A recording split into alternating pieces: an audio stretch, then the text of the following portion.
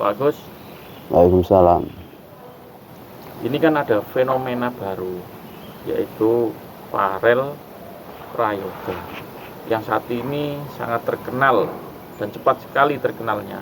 Nah, menurut kacamata Pak Agus sebagai santri itu gimana dari sudut pandang agama? Mohon pencerahannya Pak Agus.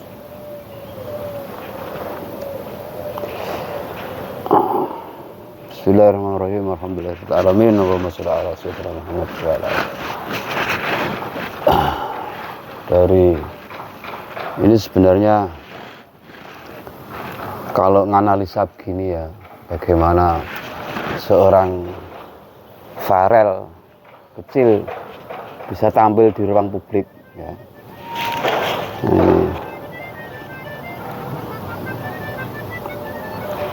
Tampil di ruang publik ini sebenarnya kan ranah orang-orang entertainment itu ya, atau apa, bidang komunikasi, jurusan komunikasi kalau mahasiswa. Tapi saya kan, karena pertanyaan ini begini ya, saya lihat dari sudut pandang ranah saya, latar belakang santri. Ini ganti suasana Pak Anwar ya, mirip YouTube-nya Guru Gembul.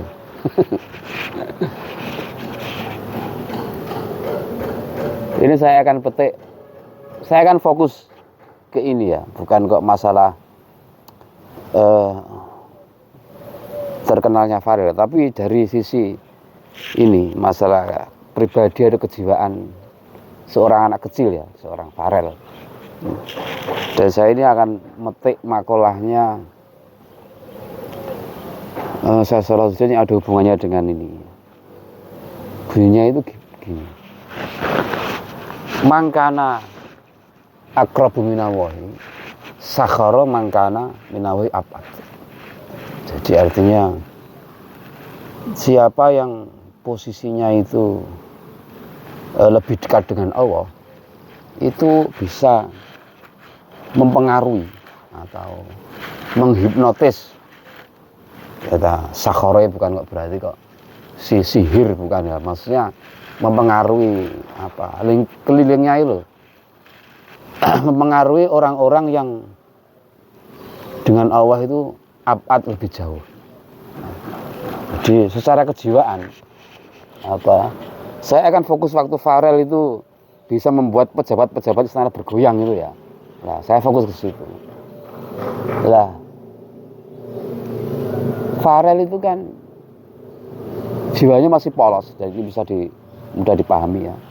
Jiwa yang polos itu kemudian menarik orang-orang yang di sekitarnya ya, sampai Pak Kapolri, Pak Prabowo, Pak Presiden.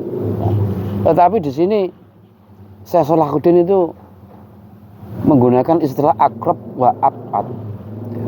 Jadi posisinya dengan Allah. Ya mungkin kalau orang Islam itu karena Farel ini masih suci, dia anak kecil, belum banyak dosa ya. Bukan kok berarti saya menuduh para pejabat istana itu banyak dosa, bukan ya. Maksudnya kalau dibandingkan dengan Farel, ini kan jiwanya lebih polos.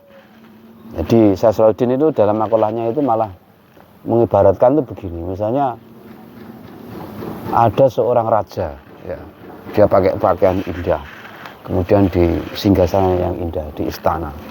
Terus ada anaknya atau keponakannya yang lucu ya, hadir di situ. Kemudian raja ini secara spontan ini berlari ke anak situ, ke arah anak itu ya, digendong mungkin ya, atau bermain-main sama dia atau nyanyi bersama.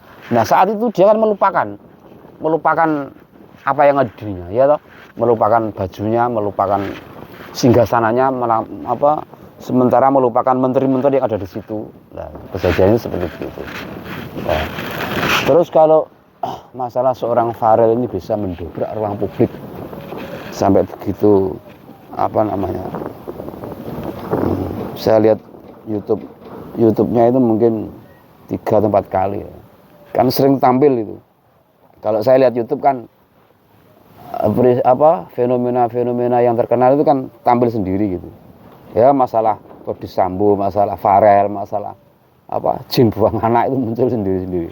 Nah, itu saya lihat ketika Farel sampai ada yang mengundang ke Kalimantan, ya, berangkat sekolah aja dinaikkan jet gitu kan. Ya seperti itu. Jadi orang itu dengan jiwa yang polos itu bisa mempengaruhi atau bisa menarik sekelilingnya itu secara alamiah maksudnya ya, bukan kok secara struktural. Misalnya upacara bendera ya toh, semuanya harus berkumpul ya, itu kan sudah direncanakan ya toh, sudah pakai akal. Tapi event-event seperti Farel kan alamiah, jadi terjadi secara secara given, secara kebetulan, secara langsung. Nah, begitu juga sebenarnya yang terjadi pada orang dewasa itu juga bisa begitu. Jadi kalau ada ulama yang masdub ya, atau yang alim, yang jiwanya polos, terutama ulama sufi, itu pengikutnya banyak ya. Bukan karena doktrin loh ya, beda. Misalnya kita didoktrin kalau sholat Jumat dengan ulama harus menghormat, dengan habaib harus menghormat. Kemudian ada habib datang, ulama pidato, kita datang terus menghormat. Bukan seperti itu ya. Kejadian-kejadian ini bisa terjadi di jalan-jalan ya toh, di mall, di mana saja, bukan kok di istana atau di tempat-tempat misalnya pesantren atau pondok. Pokoknya intinya itu bahwa jiwa yang polos itu, yang masih punya kedekatan dengan Allah, itu bisa menarik orang yang lebih jauh. Terus untuk kenapa kok Farel kecil ini punya bakat bisa menarik perhatian begitu ya nyanyinya. Ini kalau dilihat dari masa lalunya ya, terutama dari latar belakangnya, dari miliunya. Farel ini lahir dari seorang bapak yang juga pengamen, hobinya nyanyi. Lah ibunya itu juga hobinya nyanyi ya. Ya, jadi mungkin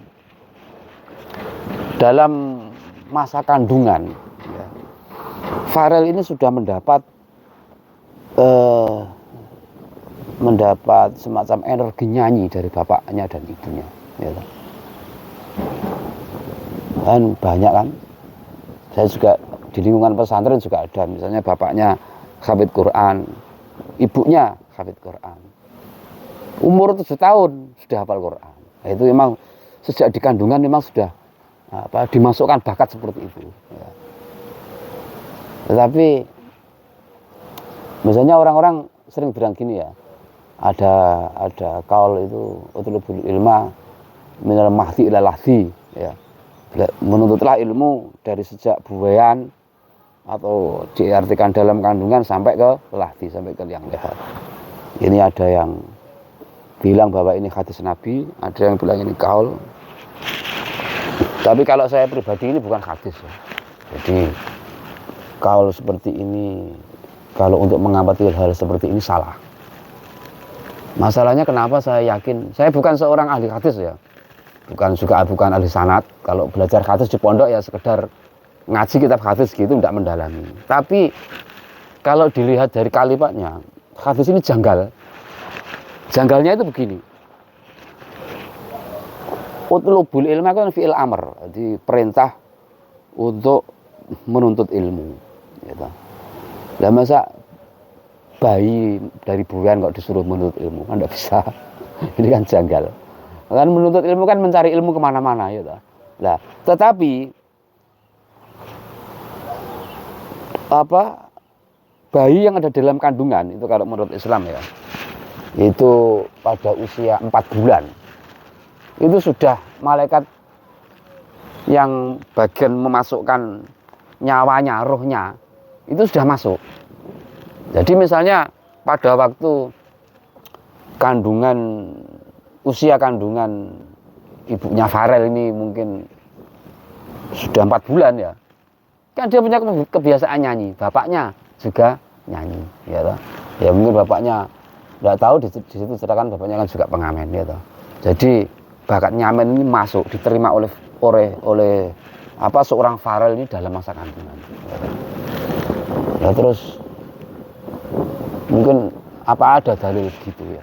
Orang bayi kan di dalam perut masa bisa menerima sesuatu dari luar? Oh bisa. Jadi kalau saya pakai mukobalah itu begini. Ada kalau dari kalangan kejawen malah banyak ya. Jadi kearifan lokal kejawen itu yang mengatakan saat si istri ini mengandung, ini yang suami harus hati-hati. Misalnya tidak sembarang membunuh hewan, ya toh. Kelakuannya jangan sembarangan. Soalnya nanti ini akan ditiru oleh si bayi ini kelak kalau dewasa. Nah, itu kalau dari kejawen ya.